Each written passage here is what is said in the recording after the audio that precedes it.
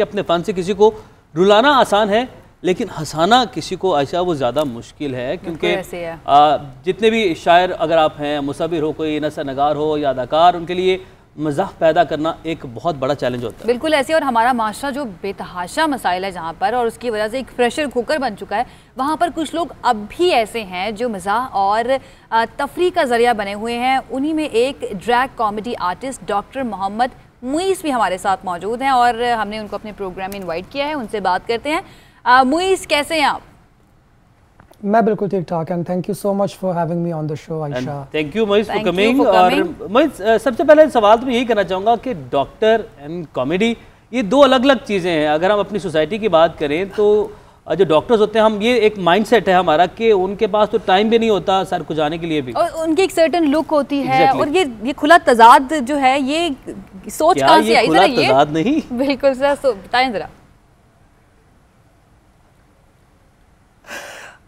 मेरे ख्याल से ये खुला तजाद हमेशा से मौजूद था, लेकिन इस तजाद को गले लगाना उसमें ज़रा सा मुझे थोड़ा सा वक्त लगा। और मेरे ख्याल से गालिबन ये कोई बात है, मैं स्टूडेंट ही था और मैं तब भी थिएट्रिक्स के अंदर और एक्स्ट्रा करिकुलर एक्टिविटीज़ के अंदर मेरा काफ़ी हाथ होता था। तो मैं जब ज़िंदगी आगे बढ़ती गई तो सोचा कि डॉक्टरी तो चल ही रही है, तो साथ में अपने शौक़ के अंदर भी क्यों ना थोड़ी सी अपने पाँव डिबो के देख लिया जाए, एक एक्सपेरिमेंट कर लिया जाए। और मेरे ख्याल से एक ऐसा एक्सपेरिमेंट हुआ जो कि कामयाब हो गया और चलता ही गया, एंड हियर वी आर। तो फिर मुईज़ ये बताइए, ये शुरू से ही करना चाहते थे? शौक किस चीज़ का था? या फिर डॉक्टर बनने का था, या फिर पेरेंट्स ने कहा था? जिस तरह से मेरे ख्याल से हर बच्चे को पेरेंट कहता है कि मेरा बच्चा बड़ा हो के डॉक्टर बनेगा, आपके पेरेंट्स भी ये चाहते थे कि आप डॉक्टर बने, और आप खुद क्या चाहते थे, कॉमेडी करना या डॉक्टर बनना? एब्सोल्युटली, मेरे पेरेंट्स भी यही चाहते थे और मैं भी यही चाहता था, बिकॉज आई थिंक हम जिस जनरेशन में, I think you can relate, हम जो 90s की जनरेशन है, हमारे पास एजुकेशन में अपॉर्चुनिटीज़ काफ़ी लिमिटेड थी। देयर वर ओनली 4 और 5 पॉसिबिलिटीज़। आप डॉक्टर बन सकते हो, आप इंजीनियर बन सकते हो, आप मिलिट्री में जा सकते हो, और इन 3-4 चीज़ों के अलावा if there is any other thing including journalism और मास मीडिया, उसके ऊपर किसी को कन्विंस करना, ख़ास करके पेरेंट्स को कन्विंस करना काफ़ी डिफ़िकल्ट होता है। सो मेरे ख्याल से हमारी जनरेशन के जो लोग हैं, आप हो गए, मैं हो गया, हम लोगों ने यही एक बैलेंस तलाश करने की कोशिश की है कि कैसे हम लोग अपने प्रोफेशनल रिस्पॉन्सिबिलिटीज़ को अपनी हॉबीज़ के साथ या अपने इंटरेस्ट के साथ काउंटर बैलेंस किस तरीके से कर सकते हैं। अच्छा मुईस, ये ड्रैग कॉमेडी जो है, इसका ख्याल आपको किस तरह से आया? और उसके लिए जो गेटअप करना पड़ता है, ये बहुत ही बोल्ड होता है। तो हम जिस सोसाइटी में रहते हैं, आप भी जानते हैं, हम भी जानते हैं, वहाँ पे इस तरह की चीज़ों को उस तरह से अच्छा नहीं समझा जाता जिस तरह से अगर हम वेस्टर्न कंट्रीज़ की बात करें, वहाँ पर तो it's not a big deal. तो यहाँ पर आपको तनकीद का भी सामना करना पड़ा। घर वाले इस मामले में सपोर्टिव थे?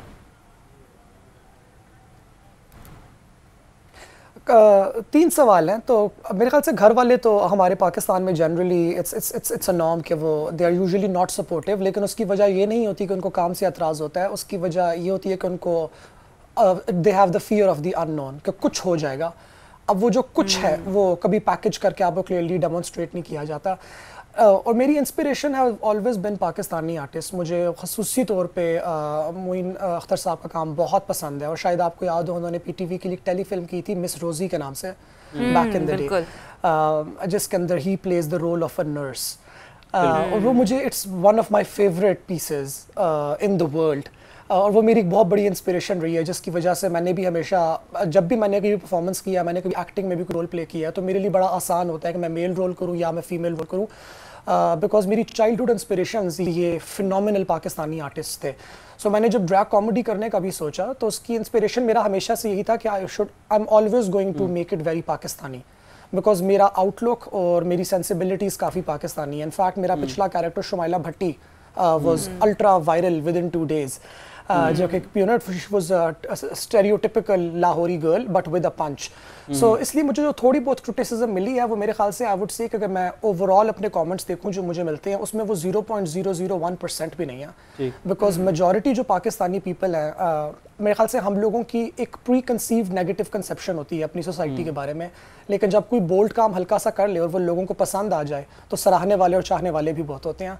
So मेरी personality, I tend to look at the glass as half full rather than half empty, and that usually helps. ठीक है। और मैं 2 सवाल आपसे करना चाहूँगा एक साथ।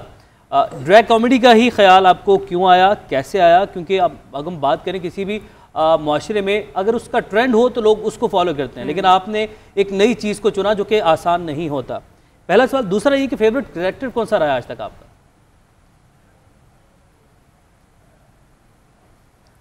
ओके, सो ड्रैग कॉमेडी करने की सबसे बड़ी वजह ये थी कि ड्रैग के अंदर आपके पास रूम बहुत ज़्यादा होता है, बिकॉज जब आप ऑलरेडी एक ऐसी चीज़ कर रहे हो जो देखने वाले के लिए आउट ऑफ द ऑर्डिनरी है, या वो एक्स्ट्रा है, या वो लार्जर देन लाइफ है, यानी कि उसमें आपने स्टेरॉइड्स के टीके लगाए हुए हैं, तो फिर आपके पास कॉमेडिक एलिमेंट और कॉमेडिक टाइमिंग का रूम भी बढ़ जाता है।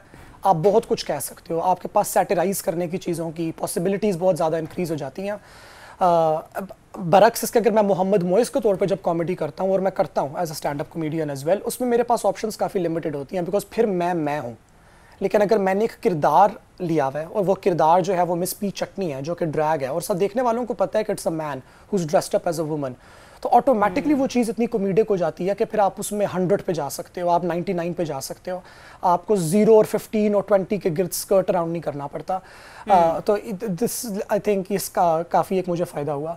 और अच्छा, क्योंकि हमारे पास नहीं है, लेकिन हमारे पास वक्त थोड़ा सा कम है। एक चीज़ मैं पूछना चाहूँगी कि क्योंकि जब आप टीवी पर आते हैं तो बहुत सारे लोग आपको फॉलो करते हैं, और डेफिनेटली आपको पहले से लोग फॉलो कर रहे हैं, सोशल मीडिया पे भी देखते हैं, तो स्कोप कितना ज़्यादा है इस चीज़ का पाकिस्तान के अंदर, और जो लोग आना चाहते हैं इस फील्ड के अंदर उनको क्या एडवाइस करेंगे आप?